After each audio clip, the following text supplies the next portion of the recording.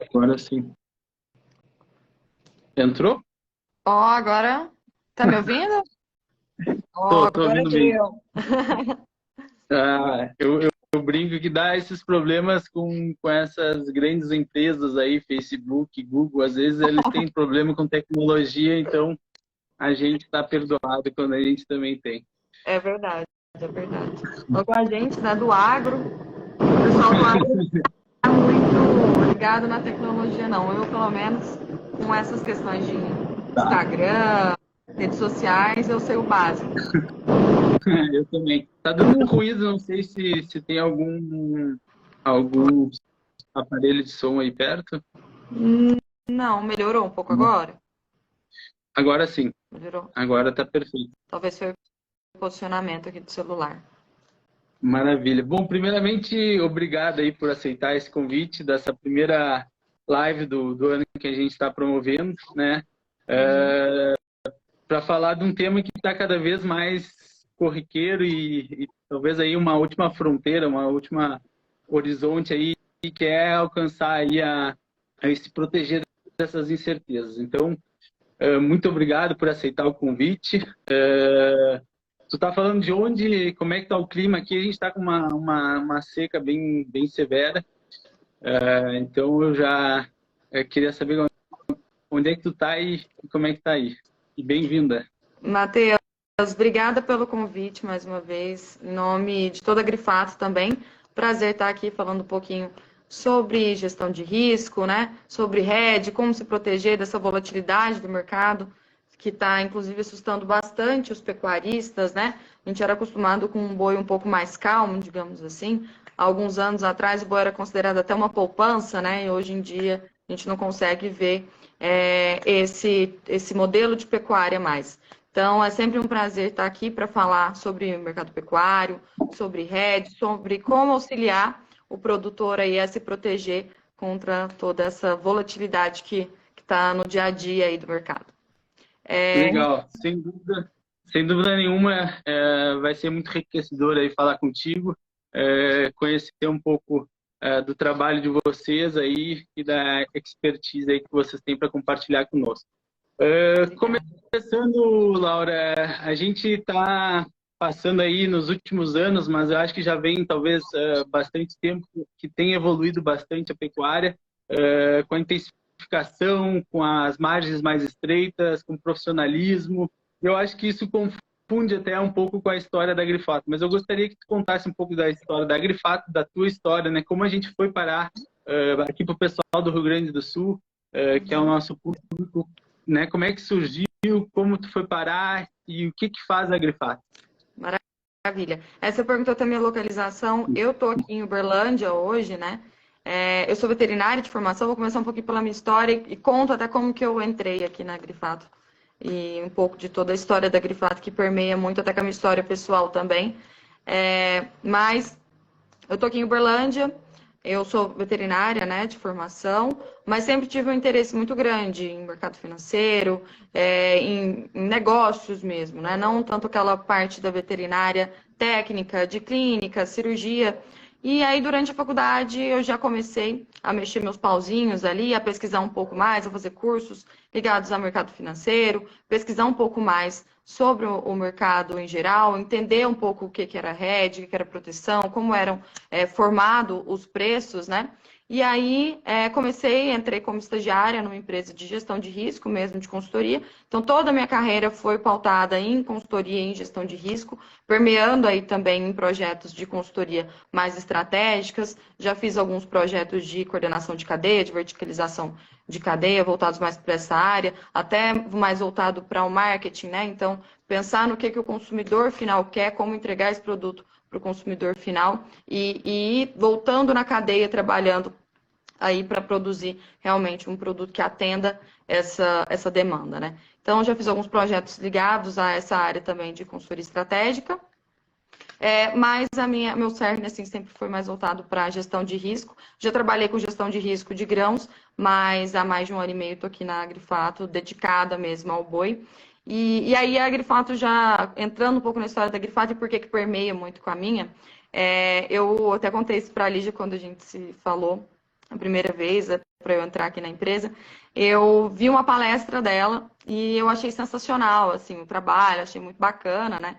E aí fui conversar com ela depois da entrevista, a gente trocou uma ideia, isso deve ter o quê? Uns 7 anos, eu acredito.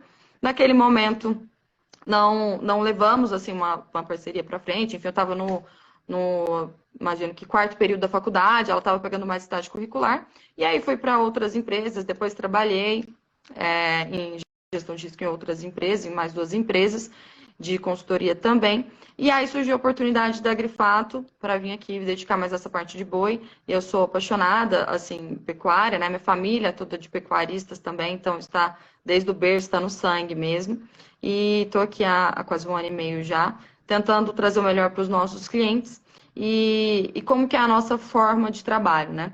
A Agrifato, ela surgiu há 11 anos atrás, com a Lígia, né, que é a nossa CEO, e justamente para levar uma consultoria mais estratégica para gerenciar os riscos o risco dos pecuaristas, né? Porque a gestão de risco, o gerenciamento de risco de preços, ele é muito falado já há algum tempo em grãos. Né? Os produtores de grãos, os agricultores, eles fazem já há um tempo e com maior frequência esse hedge, nessa trava de preços. Mas na pecuária, ainda por incrível que pareça, é uma coisa, é algo pouco utilizado ainda.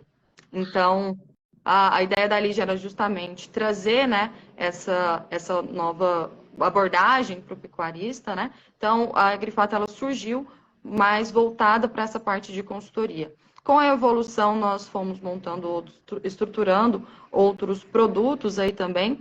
Hoje, além da consultoria, nós temos a nossa plataforma de educacional, né, que é a Escola de Mercado, que toda semana a gente faz aulas ao vivo, postamos as aulas que já foram feitas também, né, estão disponibilizadas na plataforma, e a nossa ideia é justamente ser uma escola de mercado, mas não abordando só o mercado, mas abordando a pecuária como um todo, né? Porque não dá para a gente pensar também só no porteira para dentro. A pecuária ela é feita no porteira para fora, perdão. A pecuária ela é feita também no porteira para dentro.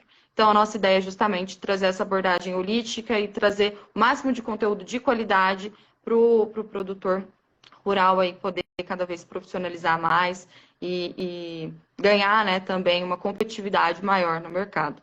E além da escola de mercado, nós também temos a nossa plataforma de research, né, que é a nossa plataforma que nós temos disponibilizado todos os nossos relatórios. Então, a gente tem desde relatórios diários de abertura de mercado, até relatórios semanais, quinzenais, mensais, trimestrais. Tem bastante conteúdo interessante, a gente tenta abordar desde o micro ali, né, das cotações mesmo de todos os dias, até o macro, né, como foram os abates do trimestre, enfim, a gente tenta disponibilizar o máximo de informações e de análises possíveis para que tanto o produtor rural quanto a casa de investimentos, né, consiga, até as indústrias agropecuárias, aí, as tradings, os importadores e exportadores, os frigoríficos, enfim, todos que permeiam aí nessa cadeia agropecuária consiga ter o máximo de informação e se munir de informação e transformar isso, de fato, em atitudes, né, para monetizar no seu negócio. Então, hoje, na Agrifato, nós temos esses 3 produtos aí principais, né? E o nosso objetivo principal aqui é ser uma casa de análise para fomentar e ajudar mesmo a trazer inteligência de mercado e análises de forma independente e francas e o mais profundas possíveis para toda a cadeia. Legal. Não, sem dúvida nenhuma, é um trabalho muito louvável e eu acho que quem trabalha com pecuária se beneficia desse trabalho como um todo, né, que é gerar relatórios e informações independentes de extrema qualidade. Estava comentando ali sobre a questão da consultoria, eu acho que é aí que a gente vai pegar que é um pouco dessa parte prática que vocês têm, né? Hoje o produtor ele cuida da parte de produção, né? Ele tem que cuidar com a mão de obra, treinar, qualificar, ele cuida da parte de compras, cuida da parte de vendas e hoje o mercado aí está possibilitando, né? Já há algum tempo essa possibilidade de travar e está se tornando uma coisa cada vez mais rotineira. Para nós aqui, o que é a trava de preço? que envolve, como é que a melhor consultoria aí nessa área define a trava de preço? Uhum. Bacana. Matheus, eu acho que é até bom a gente fazer uma introdução, a gente já falou um pouquinho disso, mas por que que o hedge, cada dia, ele se torna mais importante, né? Justamente por esse aumento da volatilidade. Se for para a gente pegar a volatilidade que nós estamos tendo aí do boi gordo, em alguns momentos ela se equipara até ativos como o Bitcoin. A gente lançou um relatório no ano final de 2021, se eu não me engano, falando justamente sobre essa volatilidade do boi, a gente fez até essa comparação, né? E realmente o boi, o pecuarista aí sabe muito bem o quanto a volatilidade tem aumentado. E o hedge ele serve justamente para isso, para que essa volatilidade que é inerente ao mercado, não tem como a gente brigar muito, né, contra o que está acontecendo no mercado, a gente saia dela. Então, o hedge ele é a comercialização antecipada de uma produção que você vai entregar numa data futura. Nada mais é do que isso. Eu consigo travar de antemão o que eu vou entregar em outra data futura. Então, trazendo para um exemplo prático, eu, enquanto pecuarista, estou aqui em janeiro, estou aqui apreensiva de como vai estar os animais que eu tenho que entregar ali no mês de abril, de maio, e eu queria ter a oportunidade de, olha, queria já comercializar esses animais para eu saber o quanto eu vou, a que preço eu vou vender eles, né? Porque assim eu já consigo ter uma previsão de quanto eu vou ter de margem, já consigo ter uma previsão do meu fluxo de caixa e assim fazer até novas programações de investimento, tanto seja na reposição de animais, quanto seja no investimento em pastagem, em compras de insumo. Então você consegue, através do hedge, né, que é essa comercialização antecipada, essa trava de preços, você já tem uma previsibilidade muito maior do seu negócio e assim se perpetuar de forma mais estratégica também, né? Legal. Tu falou aí de trava de preço, de hedge.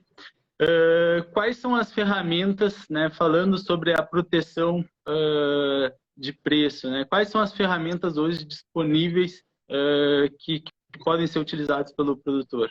Uhum. Nós temos algumas ferramentas, né, tanto no mercado físico quanto no mercado de bolsa mesmo. A B3, pessoal, é uma dúvida muito frequente, assim, né, algo que a gente até falou bastante aqui na organização da live, de mercado futuro, né? E o mercado futuro, ele é uma das ferramentas. O pessoal é uma das ferramentas que o pessoal até mais conhece, né? Falar o boi na bolsa, tem várias dúvidas que permeiam aí esse boi da bolsa de valores, se eu tenho que entregar animal mesmo lá ou não. Tem muita gente até que tem essa dúvida, né? Mas ele é apenas uma das ferramentas. Na B3, falando em bolsa de valores, né? O que a gente tem de ferramentas para realizar esse hedge? Nós temos o mercado futuro, nós temos o mercado de opções, e aí, derivado do mercado de opções, nós temos as operações estruturadas, que nós chamamos, né? Que são a união, nada mais é do que a união de mais de uma opção. Então, eu compro uma opção e vendo outra para baratear aquela que eu comprei. Tem como a gente fazer algumas jogadas, assim, no mercado para viabilizar, digamos assim, um pouco mais essa aquisição desse seguro, que são as opções, né? E nós temos também o mercado a termo, que é já no mercado físico. O termo, os pecuaristas conhecem um pouco mais até do que o mercado de opções, do que o mercado futuro, que nada mais é, já entrando um pouquinho, né, na definição de cada um, o termo nada mais é do que o pecuarista ir lá, negociar com o frigorífico um determinado volume de entrega numa determinada data futura e o determinado preço dos animais. Tem algumas formas de realização desse termo, aí isso tem que ser falado mesmo com a indústria, né? Porque a indústria, aí a gente tem que falar com cada um dos frigoríficos, qual que é a proposta que o frigorífico ofereceria para a realização daquele termo, se ele está disposto, né, a realizar aquele termo, porque tem alguns momentos que eles não estão dispostos, outros sim. Então tem que falar, e você fala no mercado a termo diretamente com a parte, isso é uma das diferenças que eu vou citar também no mercado futuro, né? Mas você fala diretamente com a outra contraparte compradora, no caso, eu sendo o pecuarista, né, eu falo diretamente com a outra parte compradora e negocio, falando, olha, então, frigorífico, eu aceito te entregar meus animais de abril, maio e junho ao preço X e o meu volume vai ser Y. E aí a gente já define a forma de pagamento. A única coisa que geralmente pode ficar variável aí é esse preço. Por quê? A gente tem algumas variáveis na composição do preço, né? Que é a referência, o que vai ser a base de referência daquele preço, se vai ser o CPE da região, se vai ser o CPE de São Paulo, e aí tem um desconto diferencial de base, se vai ser a B3. Então, tudo isso vai variar de acordo com a proposta que o frigorífico vai fazer. E aí também tem o diferencial de base. Então, ele vai falar, olha, o diferencial de base, a gente vai ficar em aberto ou já vamos definir um diferencial de base agora, nesse momento? E aí, se ele falar, olha, já vamos definir agora, tá, beleza. Então, qual que vai ser o diferencial? E aí, um ponto muito importante que a gente sempre trabalha com os nossos clientes é saber analisar se aquele diferencial de base que o frigorífico está oferecendo é interessante ou não para o pecuarista. Porque em alguns momentos pode ser que você pega o diferencial histórico, vamos supor, aí para a praça do Rio Grande do Sul, diferencial histórico dos últimos 5 anos, ou do último ano, vamos colocar no último ano, foi 2,5%. Aí o frigorífico está me fornecendo aí um diferencial de base de 3,5%. Ou seja, ele está querendo descontar mais do que foi descontado no ano passado. Aí eu falo, opa, não, vamos negociar esse diferencial, porque não está legal essa negociação aí para mim, né?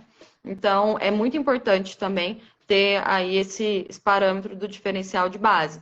E outro ponto também em relação ao diferencial de base, que é um ponto muito importante para a gente conversar, para o RED em geral, tá? Já estou mencionando aqui no termo, mas a gente utiliza essa variável aí na composição de todos os cálculos para realizar o RED. Então, seja o RED feito via mercado de opções, seja ele feito via mercado mercado futuro, né? Todos eles a gente utiliza esse parâmetro do diferencial de base. E aí, tem alguns momentos que o diferencial de base pode... O que seria o diferencial de base para perdão. quem é mais leigo, vamos dizer? Sim, sim. O diferencial de base, ele nada mais é do que a diferença do preço da sua praça e a praça de referência. Nossa praça de referência é São Paulo, né? A praça que referencia o CPE, que referencia B3. Então, a diferença que o preço de São Paulo tá da sua praça. Então, se você está no Rio Grande do Sul, qual que historicamente essa diferença? Se o pecuarista está em Goiás, qual seria historicamente essa diferença?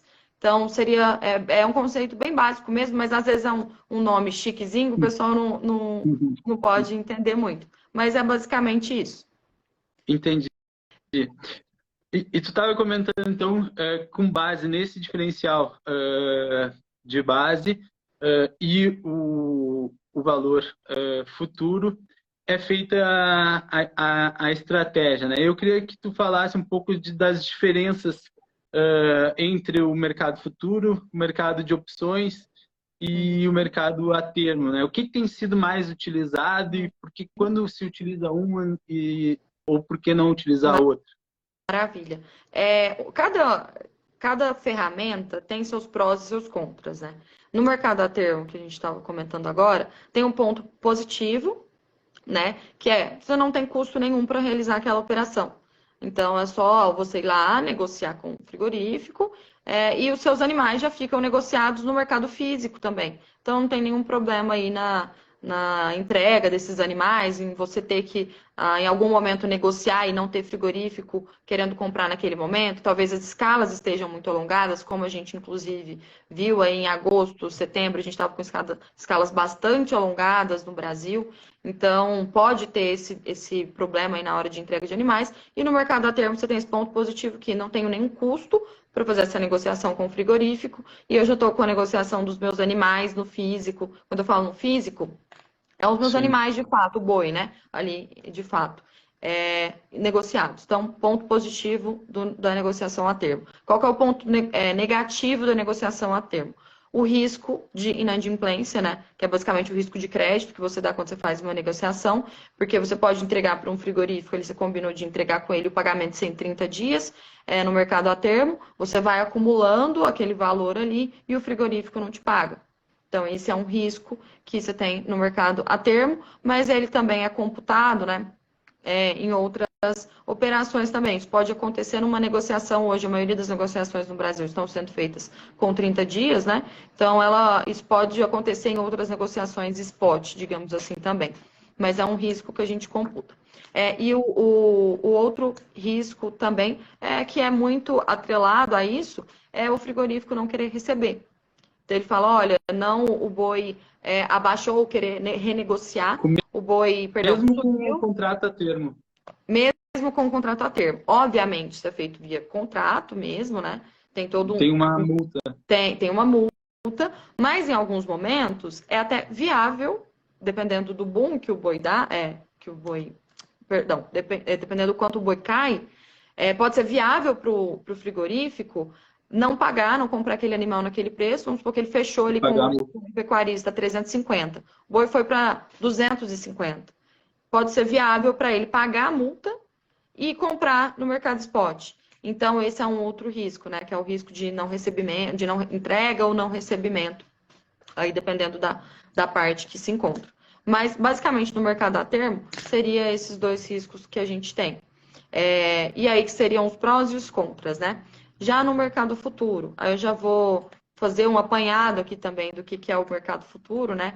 Que é o que eu acho que muitas pessoas têm dúvida, têm curiosidade aí. O mercado futuro é nada mais do que aquele boi que a gente vê lá na bolsa. Então, o BGI, né? Aí tem o BGI, igual nesse momento vigente agora de janeiro, o F, que é a letra que simboliza o janeiro, 23. E assim por diante, aí tem cada letra representa um vencimento, né? Um mês, e o ano, que é o 23. Então, é aquele códigozinho que a gente vê, é o mercado futuro. E aí, o mercado futuro, ele está dentro do grupo de derivativos, o mercado de opções também está dentro de um grupão, assim, que se chama derivativos, na bolsa, que é uma área da bolsa, a gente tem a área de ações, tem a área de derivativos, enfim, aqui a gente está falando da área de derivativos dentro da bolsa. Então, o mercado futuro, dentro dessa área de derivativos, o que a gente tem? Cotações dos animais para vencimentos futuros. Por isso que a gente chama de mercado futuro. Ele tem alguns vencimentos para os meses sequentes, né? No mercado de boi, a gente tem para todos os meses. No mercado já de milho, de farelo de soja, a gente falha alguns meses durante o ano, mas no boi a gente tem esse privilégio aí de ter contrato em todos os meses. Às vezes a gente não vai ter disponível para negociação, mas não é porque o contrato não existe, é por falta de liquidez. O que é essa falta de liquidez que a gente fala? É quando não tem gente querendo negociar. Então, é basicamente isso. Quando não tem pessoas querendo negociar ali naquele ambiente, que é a bolsa, não tem, a gente fala que não tem liquidez esse contrato, e aí não tem como se operar. Não tem como eu querer vender essa caneta para alguém se não tem ninguém querendo comprar. Então, é basicamente isso que acontece. E como que funciona o mercado futuro? A gente consegue entrar em duas pontas, a ponta compradora e a ponta vendedora. E um ponto muito interessante aqui é que muitas pessoas acham que o mercado futuro ele surgiu, né, para especulação. E, na verdade, o mercado futuro de commodities ele foi originado pensando mais no hedge. Por quê? Como tinha alguns problemas no mercado a termo, que era justamente alguns que eu te comentei agora, né? De não entrega ou não recebimento do produto, o risco de crédito, de inadimplência, o fato de não ser muito estabelecidinho ali o que é, então é um contrato maleável, então você não tinha muito formatado o que cabia ali, às vezes, alguns erros, alguns desentendimentos. Então, vendo todos esses problemas que tinham no mercado a termo, resolveram trazer isso para um ambiente de negociação mais claro, que seria a bolsa. Então, a bolsa ela serve como um meio, né, para ser negociado esses contratos futuros, para justamente dar uma visibilidade um pouco melhor, uma clareza um pouco melhor para os negócios que estão sendo realizados. E aí, nesses contratos, a gente tem, como te falei, duas pontas. Da mesma forma que acontece no mercado físico. Tem quem quer comprar e quem quer vender. Então, nós temos a ponta compradora e a ponta vendedora. Eu posso entrar em qualquer uma das pontas, mas eu vou entrar, a escolha, pensando no hedge, tá? Na especulação, você pode entrar, se você quiser entrar ali para especular só boi mesmo, pode entrar em qualquer uma das pontas. Mas pensando no hedge mesmo, que é a nossa temática aqui, aí a gente vai escolher as pontas que a gente vai entrar pensando na nossa estratégia. Quando eu tenho boi para vender, eu quero vender o boi. Então, eu vou entrar na ponta vendida da bolsa, não vou entrar na ponta comprada. Eu entro na ponta vendida. Beleza. Como que funciona essas duas pontas? Quem está na ponta vendida, toda vez que o mercado cai, recebe. E toda vez que o mercado sobe, perde. Quem está na ponta contrária é o contrário. Esse dinheiro aqui que a ponta vendedora perdeu vai para a conta de quem combinou, de quem entrou na ponta compradora. Então, é feita assim a negociação na ponta compradora. Toda vez que o mercado sobe, quem está comprado ganha dinheiro. Toda vez que o mercado cai, quem está comprado perde dinheiro. Eu gosto muito de dar um exemplo assim real que acontece muito. Se eu comprei essa garrafa garrafinha hoje por R$10. A garrafinha da Grifata, inclusive, gente, olha que bonita. Bonita, hein? Eu comprei essa garrafinha hoje por R$10.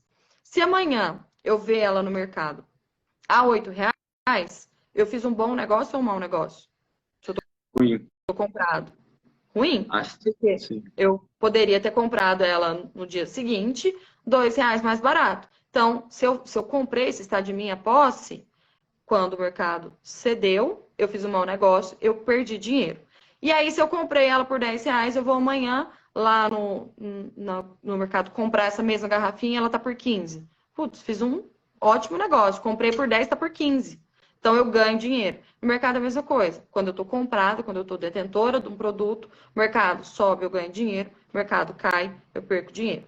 E aí, da mesma forma, quem está vendido. Se eu vendi essa garrafinha para você, Matheus, vendi ela hoje. Amanhã, ela está valendo R$20. Valorizou, te vendi a 10, amanhã ela está valendo 20. Eu fiz um mau negócio. Eu te vendi hoje mais barato. Se eu tivesse te deixado para vender amanhã, teria vendido ela ao dobro do preço. Então, o mercado subiu, eu fiz um mau negócio, eu perco dinheiro. E aí, toda vez que o mercado cai, se eu tiver vendido ela por 10 e amanhã o mercado está R$5, eu vou comprar ela tá R$5, eu fiz um bom negócio, porque eu vendi para você essa garrafinha mais cara. Então, eu ganho dinheiro.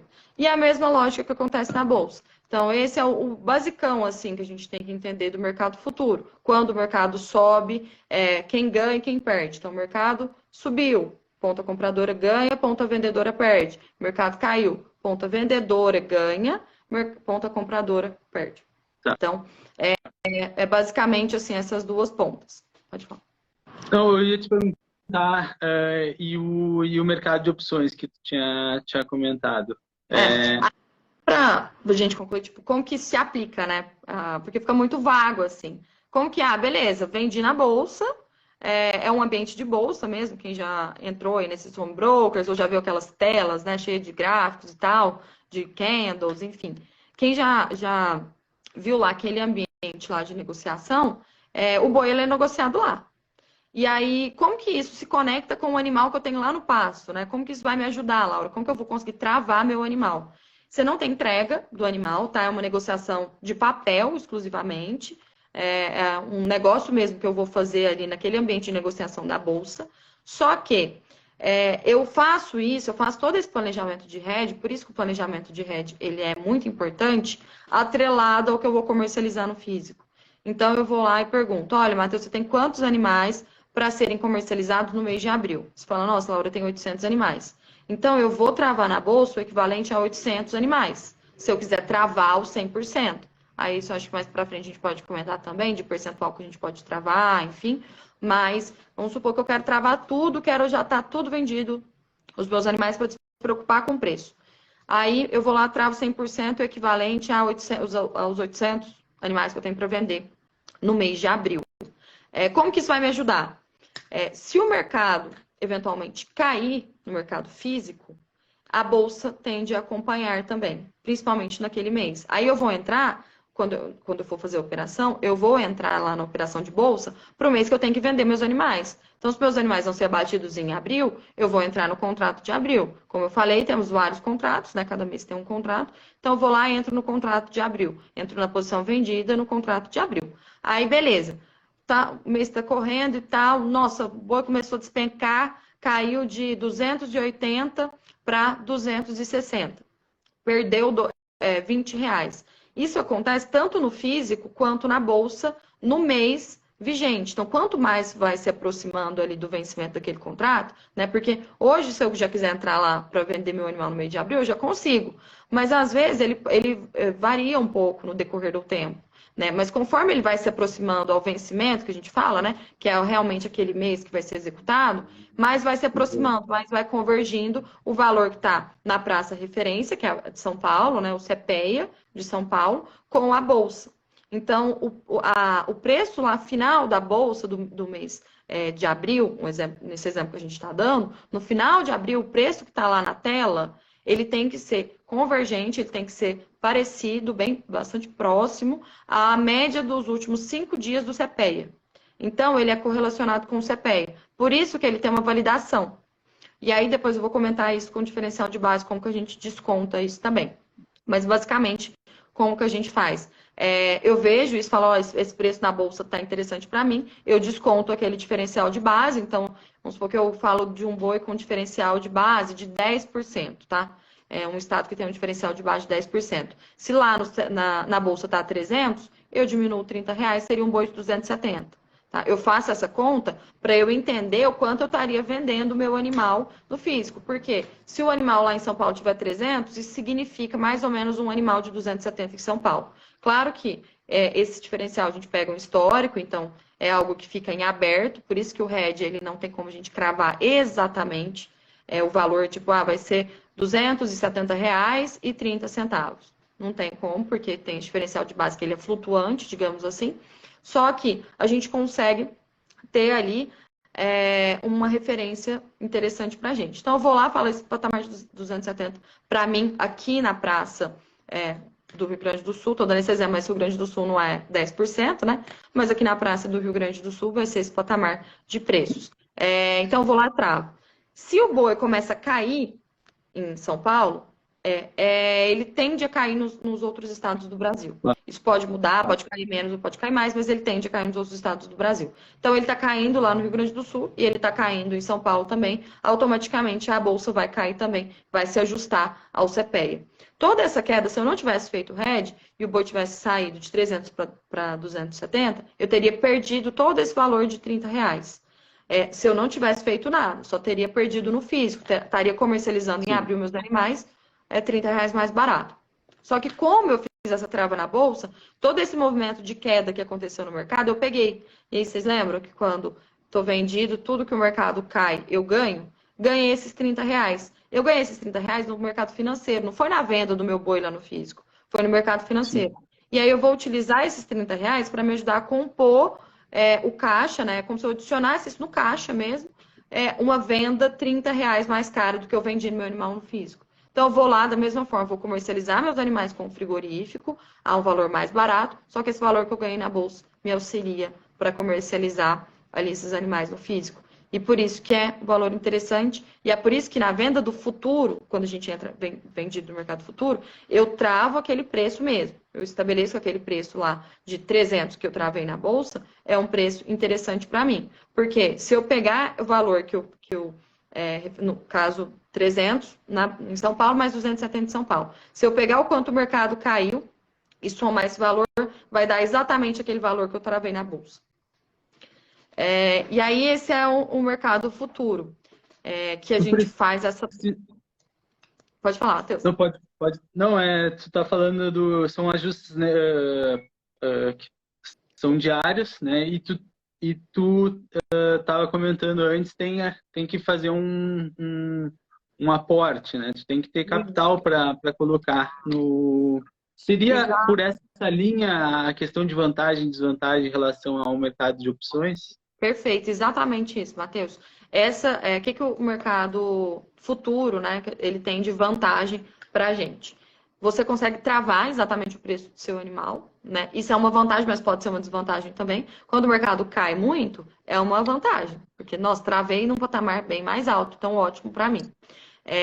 E aí enfim, você tem uma maior previsibilidade, você consegue já fazer essa comercialização antecipada, você tem um ambiente claro de negociação, então não tem o risco de você negociar, achar que está tranquilo, chegar lá na frente o frigorífico falar, não vou te pagar esse valor, ou então não quero receber seus animais, ou então te dar um calote, né? Você não tem esse risco de se frustrar, digamos assim, lá na frente, porque você está num ambiente claro de negociação. Então temos esses pontos positivos aí. Que são os pontos? E um outro ponto positivo, você não tem custo para fazer essa operação, um custo direto. Você tem os ajustes diários, que é uma característica desse mercado futuro, que todas essas oscilações que vão tendo, então esse boi saiu de 300 e foi para 295, eu ganhei R$5, né, nesse caso de estar na posição vendida. Esse dinheiro vai para minha conta, R$5 por arroba. Mas se o mercado tivesse subido de 300 para 305, eu perderia R$5. Então, poderia ser um ponto negativo também, porque isso é feito todos os dias. Então, eu tenho que ter ali um fluxo de caixa, que é um ponto negativo, para arcar com aquilo ali. Então, eu não tenho custo para iniciar essa operação, mas eu vou ter que ter um fluxo de caixa suficiente para eu fazer essa antecipação do resultado. Por que antecipação? Porque se o mercado estiver subindo, é sinal que o meu boi também está valorizando. Então, eu vou ter um valor financeiro lá na frente que vai me ajudar nesse ajuste aqui. Então, eu vou estar travado naquele valor realmente que eu aceitei travar. E aí tem esse ponto negativo, né, de demandar esse fluxo de caixa, né? Então, pode ser um ajuste que às vezes pode ser um pouco alto, dependendo do volume de contratos que o cliente entrar. Por isso que a gente tem que sempre deixar muito bem alinhado aqui. Ó, vou entrar no mercado futuro. Beleza, seu caixa tá legal para você sofrer um eventual ajuste? Tá legal. Então, bora entrar no mercado futuro.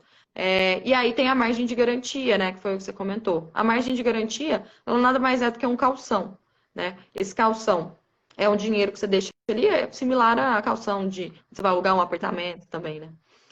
Mas é um calção que sai da tua conta, né? É, Não tá mais na conta do produtor, né? Ele fica calção na bolsa, fica na bolsa esse valor, né? E serve como calção para negociar para os ajustes. Isso, exatamente. O calção, ele é um dinheiro que você tem que deixar ali na bolsa. Hoje está oscilando aí na casa dos 8, 9 mil reais por contrato. Então, é um dinheiro que você tem que deixar ali parado na bolsa, que é uma forma de segurança da bolsa de falar para outra contraparte, olha, se ele não te pagar o que ele está te devendo ali diariamente, ele tem um dinheiro aqui para te pagar, a gente puxa daquele dinheiro. Então, serve para isso mesmo, tipo um ato de boa fé, digamos assim, que vai ter como cumprir, né, aquele acordo ali que foi realizado. E aí são esses os pontos positivos e negativos do mercado futuro. E aí nós temos o mercado de opções também, né, que é o seguro. O pessoal conhece muito como seguro. No mercado de opções, nós temos a put e a call. A put seria um seguro de baixa, que é a mais utilizada, né, pelo pecuarista, e nós temos a call, que seria o seguro de alta, né? O seguro de baixa, que momentos que a gente pode utilizar para vender o nosso animal mesmo. Então, preciso vender meu boi, não quero entrar no mercado futuro, porque, tô acreditando numa alta, Laura, eu acho que hoje R$ 300, eu acho que não tá bom para mim. Eu acredito num boi de 320, então não quero travar nesse preço de 300, quero apostar um pouco mais, mas eu também não queria ficar desprotegido de tudo. Então eu vou lá e compro esse seguro. Ele é similar a um seguro de casa, de carro, que a gente compra mesmo. Se bater o carro ali, se acontecer algum problema, o seguro vai te pagar aquele valor. Então, dessa forma também acontece no caso da put, né? Eu vou comprar uma put para segurar, e aí eu escolho o nível de preço que eu quero segurar e escolho quanto eu quero pagar, porque quanto mais alto eu quiser proteger, quanto um valor maior eu quiser proteger, mais caro vai ser para esse prêmio, né, que a gente chama, que é como se fosse uma pólice de seguro, né? Então, o valor que eu vou pagar por esse seguro aí.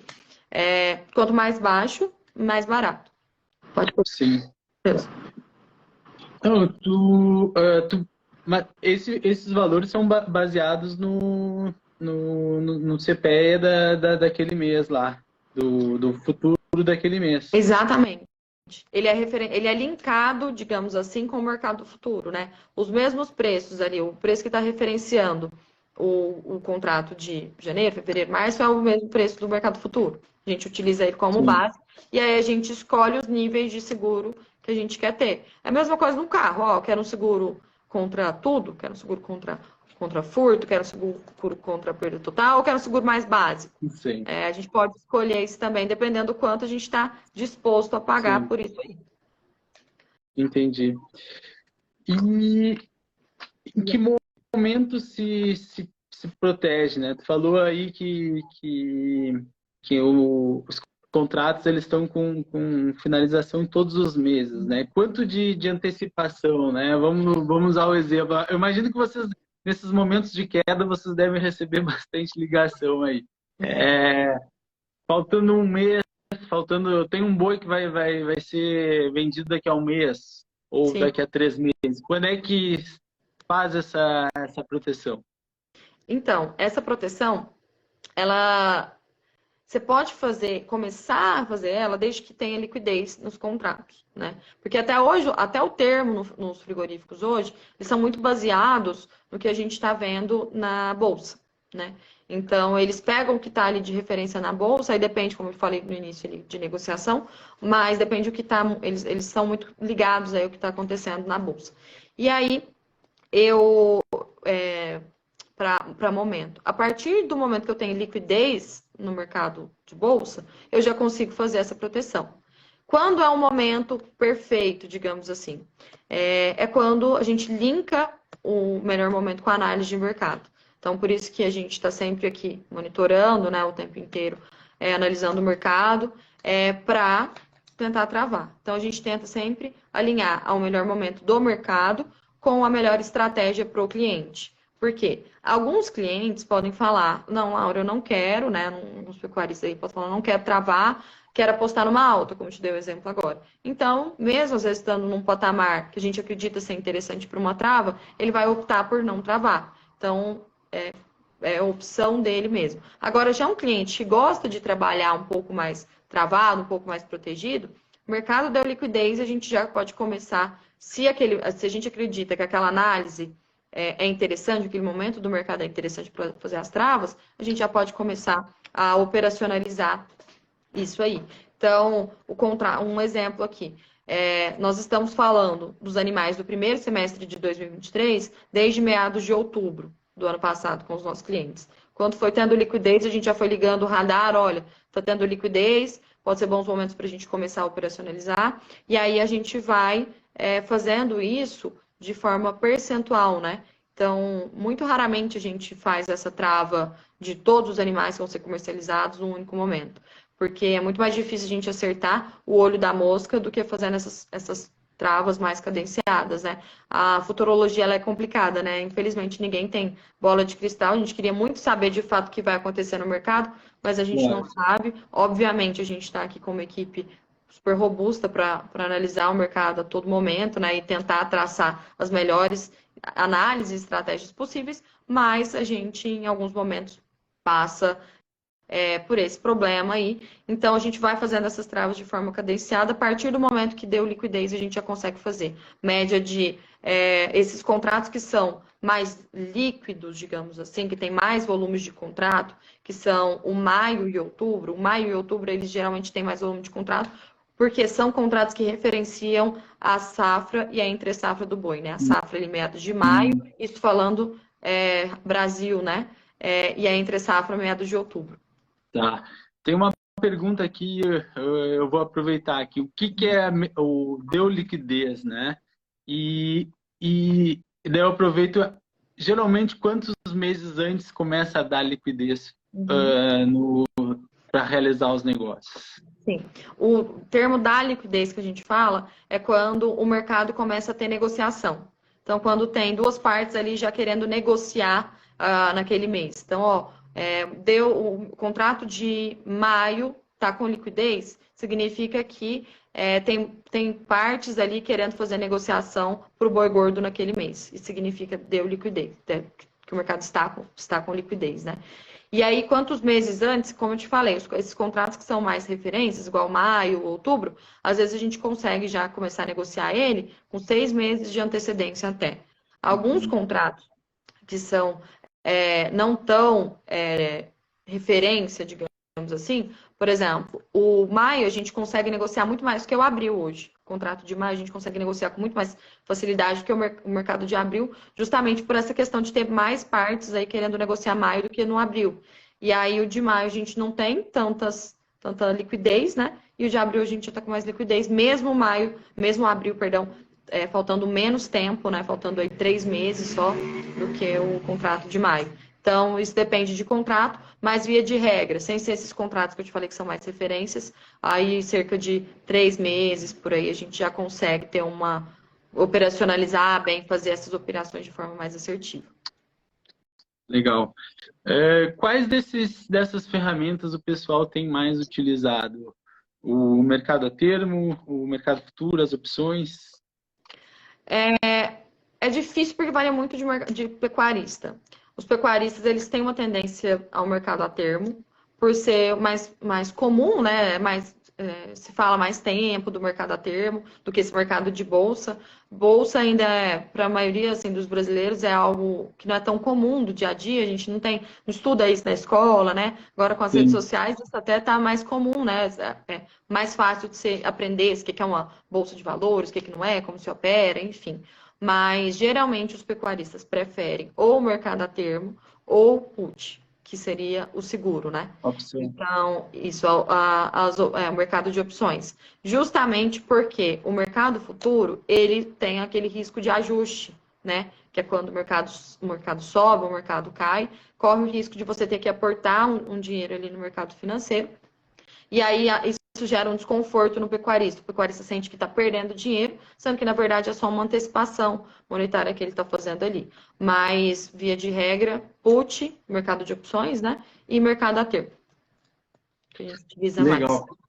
É, eu vou aproveitar uma pergunta aqui sobre o tamanho mínimo que o produtor tem que ter. Se tem algum tamanho mínimo e quantos por cento do gado o pessoal geralmente trava para ter uma boa segurança?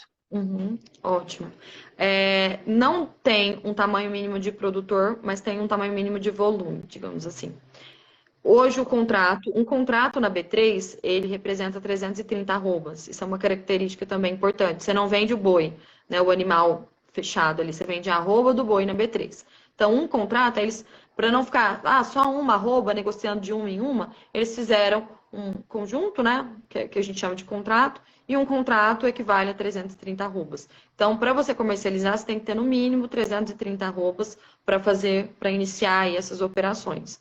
Tem algumas corretoras que pedem um volume mínimo de contratos, pedem para fazer no mínimo 2 ou 3 contratos, mas a partir de a gente já conseguiria, teoricamente, realizar essa operação. Qual que foi a outra pergunta, Matheus? Me lembra, por favor? Qual o percentual do rebanho, né? Só falando sobre a arroba, né? Aqui no mercado do Rio Grande do Sul a gente usa o quilo, mas 330 arrobas daria aproximadamente aí 20 animais de 16 arrobas, né? O parâmetro que se tinha, né? Até não sei se é o mesmo. Mas voltando na pergunta, qual o percentual do gado que o pessoal geralmente segura e utiliza?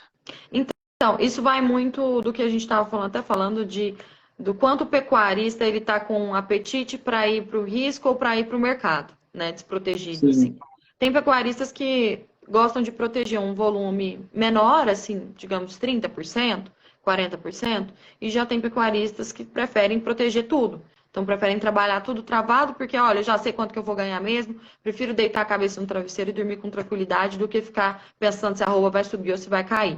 Então, isso vai muito de pecuarista e de momento de mercado também. Tem momentos, como dar um exemplo para vocês, na semana passada e no início da semana, quem está acompanhando aí as cotações do boi na bolsa, a gente está no momento, estava, né, no momento bem ruim, as cotações estavam cedendo bastante aí dia após dia, então a gente deu uma pausa nas negociações, falamos, não, peraí, nesse patamar não vamos evoluir, não vamos negociar mais, então pausamos ali em 30%, um exemplo.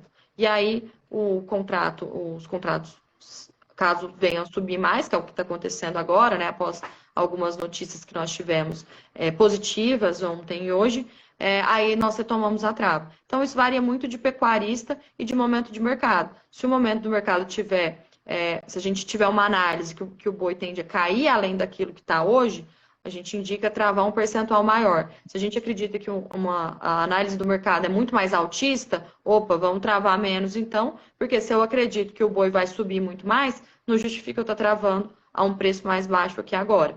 Só que, mais uma vez, isso vai do perfil do pecuarista, porque tem pecuaristas que pensam muito na margem. Ó, deu a margem que eu quero ali, não importa se o boi subir mais, eu quero dormir tranquilo. Claro. E essa decisão de esse momento aqui é um momento que provavelmente vai subir, esse momento provavelmente é mais instável, né? Como é que, em linhas gerais, aí essa análise do momento assim de travar? O Uhum. que o produtor precisa se atentar? Se atentar.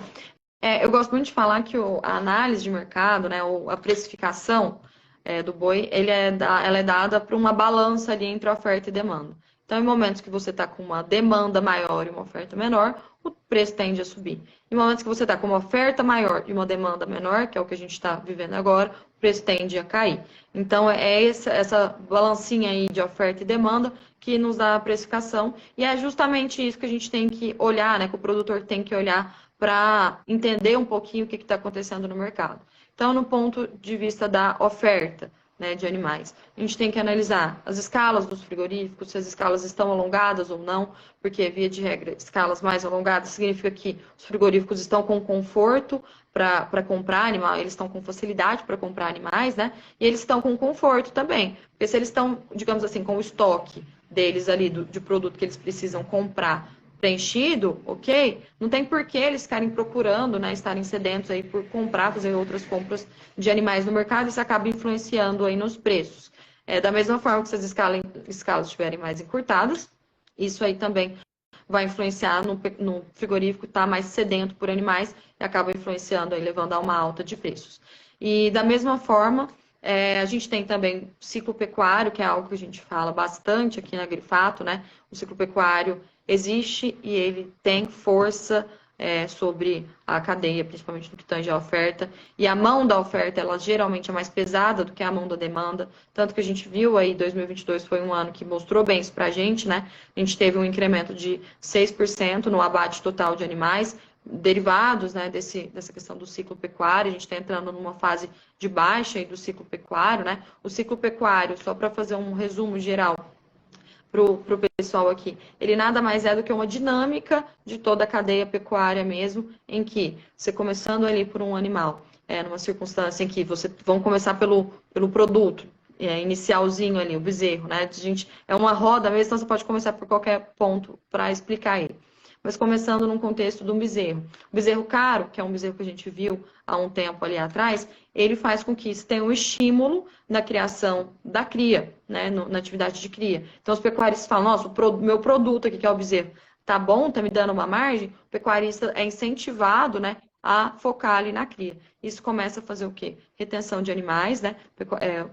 As fêmeas que seriam destinadas a abate, o pecuarista começa a reter, fala, ó, vou transformar essas fêmeas aqui em matriz para virar minha fazenda um pouco mais para a cria, para ter uma margem interessante, que é o que tá bom agora. Então, ali começa aquela retenção de fêmeas, a gente tem um processo de retenção de fêmeas, que é algo muito claro que a gente olha na análise de mercado, né, para pensar em ciclo pecuário, começa aquele processo de retenção de fêmeas. Ali, aí você está retendo fêmeas, começa a faltar animais também na linha de abate, o bezerro, ele está caro, então o boi também automaticamente vai ficando um pouco mais caro, enfim. Você tem um momento da cadeia, que é a fase de alta do ciclo, você tem um bezerro caro e um boi gordo caro. O que acontece? Essa retenção das fêmeas que nós tivemos aqui, ela produziu muito bezerro. Você teve um excedente. Com um longo prazo, você começa a ter um excedente ali na produção de bezerros. Esse excedente na produção de bezerros, esses bezerros que estão sendo nascidos hoje, um dia eles vão virar boi, né? Eles não vão morrer assim, tem um descarte, enfim, tem várias circunstâncias aí nesse meio tempo, mas eles viram boi. E esses animais que vão virar geram um excedente de boi gordo mesmo, lá no futuro da cadeia, enquanto eles também estão como bezerro, esse excedente de bezerros começa a trazer uma margem reduzida para atividade de cria. Essa margem reduzida, o pecuarista tem que, primeiro, monetizar de alguma forma para gerar caixa mesmo, então ele precisa começar a bater as fêmeas que antes ele estava retendo, né? Então ele começa a fazer esse descarte de fêmeas, que é o que a gente está começando mais a ver agora. E aí se tem também aquele momento de que o bezerro começa a ser vendido mais barato, justamente pelo alto volume que está sendo disponibilizado, né, a oferta maior que está sendo disponibilizada, e o pecuarista em si ele se sente desestimulado à atividade, então ele para de investir e começa mesmo a descartar aqueles animais. Muitos pecuaristas até deixam a atividade de cria nesses momentos aí, vão para recria, vão para outras fases da produção, né, e aí começa a marcar a fase de baixa. Então, fase de alta do ciclo pecuário é onde a gente tem um boi caro, um bezerro caro, retenção de fêmeas. Fase de baixa do ciclo pecuário, a gente tem um boi barato, um bezerro barato e descarte de fêmeas. E aí essas fêmeas que estão sendo descartadas vão para a linha de abate, está chegando mais animal na linha de abate, automaticamente estimula ainda mais, né, o animal baixar. Então, além daquele excedente bezerro que foi produzido, que virou boi, a gente tem esse adendo do descarte de fêmeas, de mais fêmeas sendo direcionadas aí para a linha de abate. E aí, pensando nesse todo momento, a gente tem que analisar muito esse ciclo pecuário para pensar em oferta, né? Porque isso direciona muito a oferta. A gente está vendo aí um incremento de 6% em 2022. Esse ano a gente acredita que o incremento ainda vai ser maior do que foi no ano passado, então vai ter mais animais aí na linha de abate do que observamos aí no ano passado.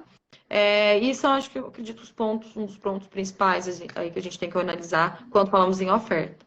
Quando falamos já no ponto da demanda, é mercado interno, mercado externo, né? E aí, mercado interno, principalmente analisar a economia, né? Como que anda a economia brasileira, como que anda o poder de compra da população, como que está a competitividade frente às outras proteínas, ou seja, será que a carne bovina está muito mais cara do que a carne de frango e a carne suína? Porque se ela tiver, a população pode preferir comprar uma carne de porco ou uma carne de frango, né? Já se ela tiver mais barata, ela ganha competitividade. Se a população está com poder aquisitivo maior, ela consegue comprar mais carne bovina, né? Então, esses parâmetros econômicos mesmo, né, para outros países. Para outros países. Até acontecem outros movimentos de preferência mesmo de gosto, não acontece no Brasil, porque o brasileiro gosta mesmo da carne bovina, gosta de um churrasco, principalmente aí o pessoal do Rio Grande do Sul gosta bastante de churrasco gaúcho. E aí isso não acontece no Brasil, mas se a gente olha para outros países, por exemplo, já tem muito essa questão de hábito alimentar mesmo que influencia, aí já cai até na questão do mercado externo, que a gente tem que olhar do ponto de vista da demanda, né? Então, como que está no cenário do mercado externo? Como que está o relacionamento com os outros países? O Brasil está se relacionando bem, está fazendo boas parcerias, está estimulando, está fomentando esse comércio exterior. O Brasil está competitivo em dólares, né? Arroba em dólares, está competitiva frente aos outros países, que é algo que está acontecendo agora também. A gente está com uma arroba bastante competitiva perante o mercado internacional. Nós temos muitos mercados abertos. Enfim, analisar todas essas questões. A China, por exemplo, que é nosso principal consumidor de carne bovina, a gente tem que estar sempre monitorando aí, porque tudo que acontece na China, a gente teve uma experiência muito negativa, inclusive, em 2021, né, que tivemos a saída da China em setembro, que eles pararam as compras, a arroba despencou. Depois, assim que eles voltaram, a arroba subiu bastante. Então, analisar essas questões de mercados internacionais, como está nas competitividade perante outros países, se os nossos principais consumidores estão bem economicamente também, isso influencia bastante. Então, essa ponta aí, eu analisar tanto esses pontos de oferta quanto os pontos de demanda, Matheus. Muito bom. Um overview aí bem legal aí da oferta e demanda, que é o que realmente aí, precisa ser analisado pelo produtor. Para a gente terminar, antes de fazer umas perguntas aqui que chegaram, como o produtor faz isso na prática, né? O que é que ele procura? Claro, primeiro ele tem que procurar a Grifato para fazer uma análise, mas como é que que ele compra, como é que ele faz esse seguro? Ele tem que fazer com uma corretora, ele vai direto na B3? Como é que funciona? Ótimo. Essa operacionalização mesmo, então fazer na prática, né?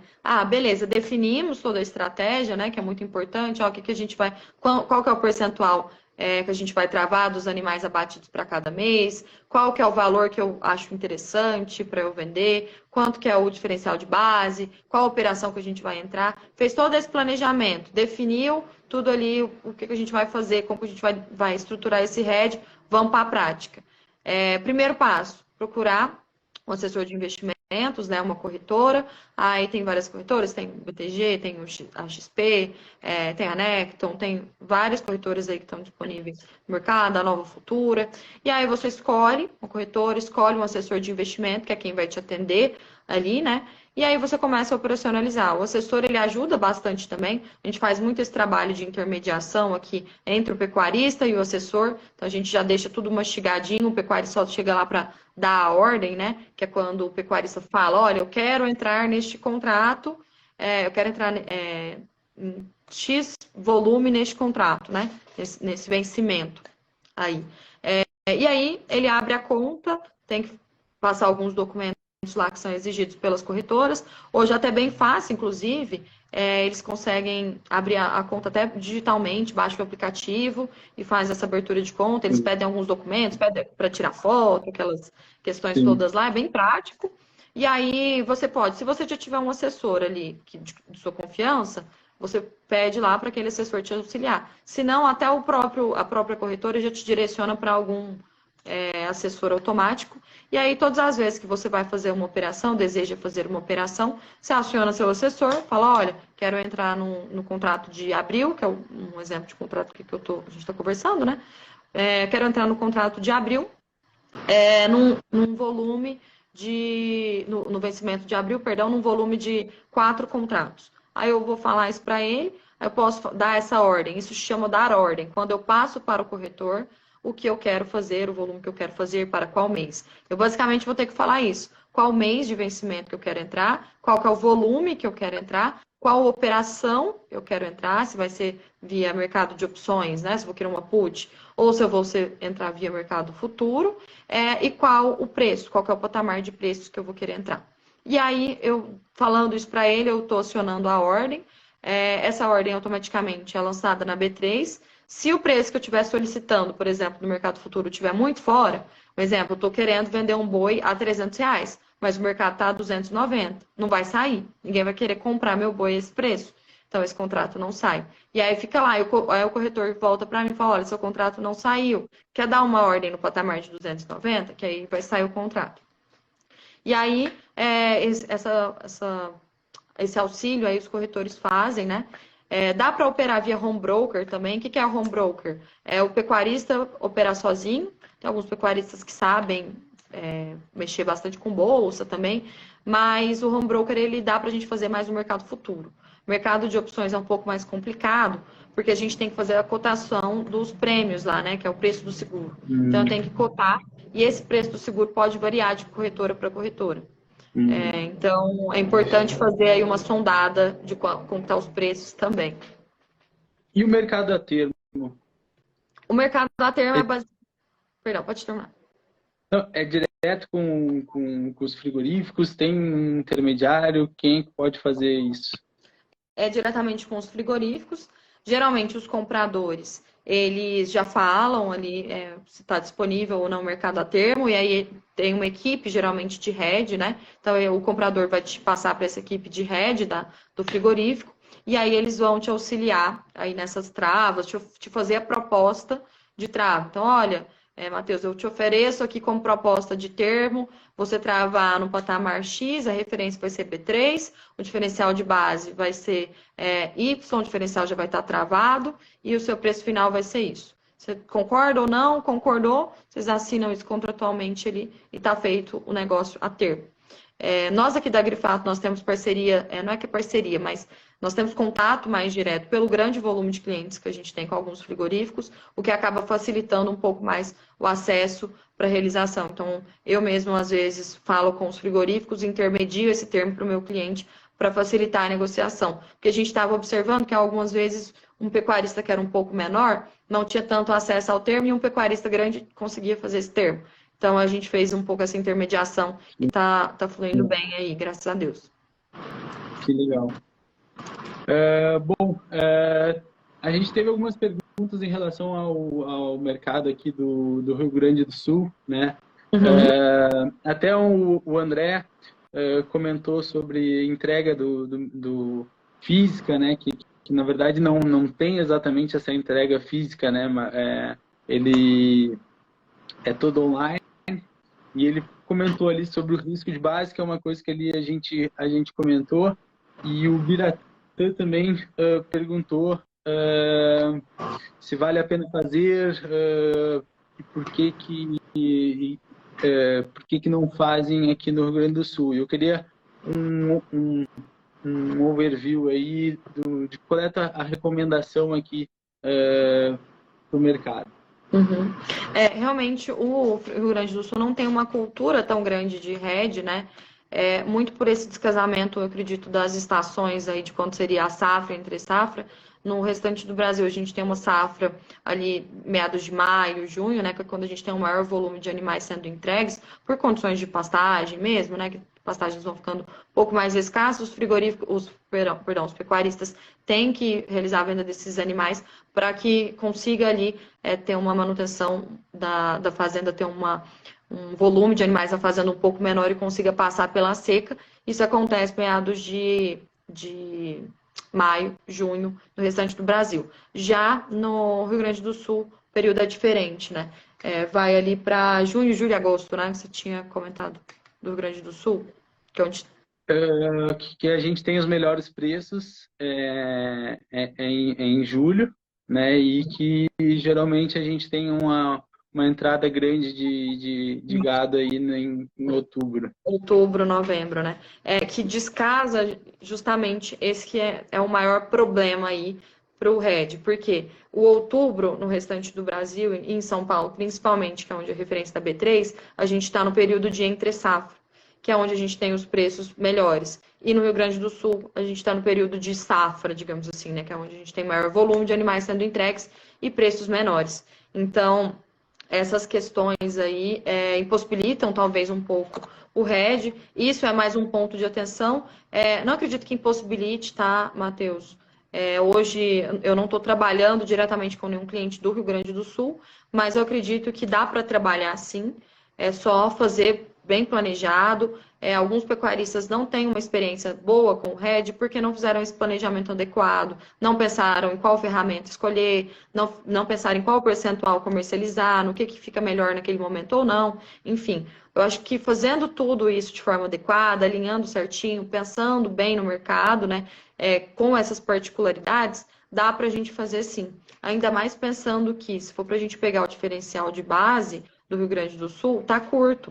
A gente tem um diferencial de base, por exemplo, do Mato Grosso, na média dos últimos 5 anos, na casa dos 10,6%. Ou seja, os últimos 5 anos, o Mato Grosso teve um preço mais de 10% a menos do que São Paulo. Esse diferencial de base mais longo, ele é pior, né, para B3, porque você tem mais um espaço maior ali de erro, digamos assim, que pode dar, porque o diferencial de base, quando você fez a operação, poderia estar 8, aí quando você vai realizar de fato, está 10, ou seja, aumentou muito mais do que você esperava, né? O mercado distanciou ainda mais São Paulo do que a gente esperava. Mas para o Rio Grande do Sul, esse diferencial é mais curto, né? Na média dos últimos 5 anos, vou até pegar esse valor aqui para vocês, está na casa dos 2,5%, e dos últimos 10 anos está na casa dos 1,7%. Então, é um diferencial bem curtinho. Isso é um ponto positivo que a gente tem. Eu acredito que quem falou aí do Rio Grande do Sul, quiser depois me chamar no meu Instagram, no Instagram da Grifato, enfim, fiquem à vontade para a gente trocar uma ideia e ver o que dá para a gente fazer. Mas eu acredito que dá sim, tá? É mais, às vezes, cultural mesmo e falta de um planejamento adequado. Legal. Eu acredito também bastante na ferramenta e nesses ajustes que de fato precisam ser feitos, né? Mas que uma análise bem feita pode.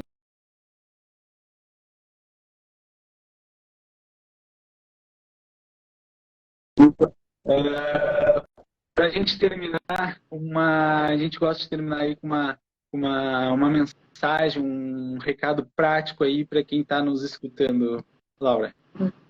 Tá, bacana. Bom, pessoal, acho que o que fica de aprendizado aqui para a gente que trabalha com gestão de risco, de preços, com RED, com análise de mercado, é que a pecuária que era feita 20 anos atrás não é a mesma pecuária que é feita hoje, tanto no sentido de mercado. Hoje nós temos um mercado brasileiro com uma proporção muito maior. Hoje nós temos uma significância gigantesca para o mercado mundial de carne bovina. Então, o Brasil tem uma proporção maior. Isso é muito positivo, mas, ao mesmo tempo, traz um risco grande, como o da China. Em caso de uma exclusão de um mercado importante, como aconteceu na China, os preços estão muito mais variáveis, estão à mercê de outros riscos, né? Então, antigamente, o que a gente tinha de risco só interno, digamos assim, hoje a gente tem outras variáveis aí que compõem esses riscos no que tange a preço. Então, o mercado está mais volátil, os custos estão mais elevados, tanto no que a gente fala de confinamento, pensando em grãos aí, confinamento, semi-confinamento, tanto nos custos gerais, né? Os investimentos na pecuária estão bem maiores também, os pecuaristas estão profissionalizando muito mais, então não é uma pecuária que você consegue mais colocar ali no pasto, como os nossos avós, aí, bisavós faziam, coloca o boi no pasto, deixa ele lá, dá um sal branco, abate ali daqui 8 anos. Isso a gente não consegue fazer mais, né? Então, é importante, é essencial essas ferramentas que o mercado disponibiliza. Não é um bicho de 7 cabeças, são ferramentas simples, só falta disseminar um pouco mais de conhecimento e que pode te auxiliar muito na perpetuação do seu negócio. Acho que o ponto principal aqui quer perpetuar seu negócio? Além de fazer direito porteira adentro, que assim, os pecuaristas já são guerreiros, né, em tudo que fazem aí, tem que fazer direito porteira fora hoje em dia também. Então, estamos aí para isso. O que precisarem, pode me chamar no meu Instagram pessoal também, Laura Rezende. Podem chamar aqui no Instagram da Agrifato. Estamos à disposição para atender vocês, auxiliar na melhor forma possível. Acompanhe aqui nosso Instagram também. A gente está postando vídeos, informações todos os dias aí, todas as semanas a gente faz um overview do mercado e estamos à disposição, Matheus. Maravilha. A gente costuma deixar a live gravada, a gente disponibiliza também no YouTube, se tu autorizar, tá bom? Claro. Vou agradecer todo mundo aí pela participação, vocês aí da Agrifato, Laura aí que se dispôs aí a organizar e teve paciência aí para encarar aqui esses desafios que a gente teve aqui no Instagram. A Rosane e a Wanda que também me dão um apoio aqui na mediação e na divulgação. Bom, já fez o convite aí, né, para seguir e para entrar em contato. Tem o site, tem o Instagram, né? Então,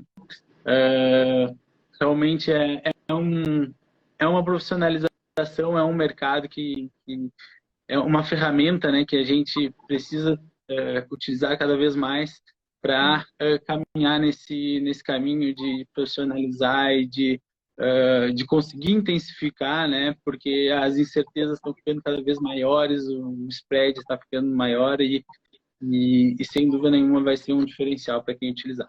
Com certeza. Muito obrigado mais uma vez.